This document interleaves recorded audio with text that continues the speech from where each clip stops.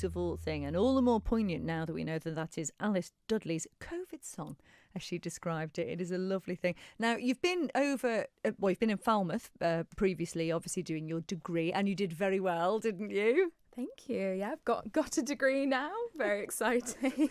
She's been very humble. She got a first, didn't you? I did get Which first, is fantastic. yes. And it was in art. So art is another passion of yours.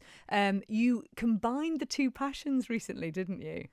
I did. Well, for my final project, I wasn't really sure what to do initially, and I wasn't actually in Cornwall, like I was saying before, for a lot of my final year.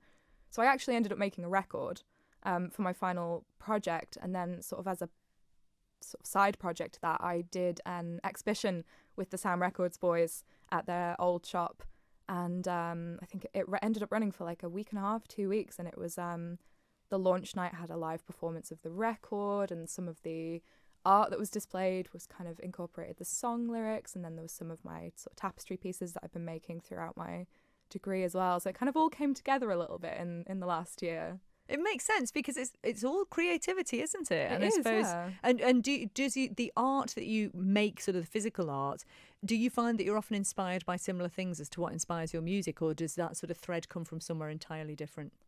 I think it depends, but I do think it all kind of feeds into each other quite naturally, because I guess I'm always inspired by whatever's going on in my life at the minute, or however I'm feeling, and that's always going to carry across into both the art and the music. It's just never quite been as direct or quite as sort of linked before. It's always been a bit kind of vaguer. And you're going to do something similar again, aren't you? Yeah, well, I've been looking at putting on some exhibitions now that I'm back home, but the Arts Council have been doing this thing recently, the Ellen Tale of Contemporary Art book, and the exhibition that goes alongside it, and that is being set up over this next week, and I think it opens on the 25th of September, and I want to say it runs until the 10th of October, and I've got a piece, it's a medal, a bronze medal, and it's inspired by Hunt the Wren, actually. Ooh. So that was a little venture. I'd not done any medal making before. So do you feel, because obviously the Wren are very, very Manxing, do you feel very connected to the Isle of Man?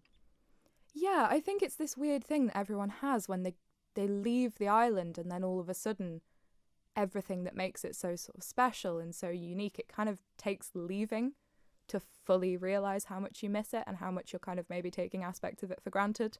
So I think a lot of people that leave, especially sort of creatives, end up being more inspired when they're not actually here, and then when they come back you've got this kind of newfound value for your home. So that's definitely what's happened with me, at least.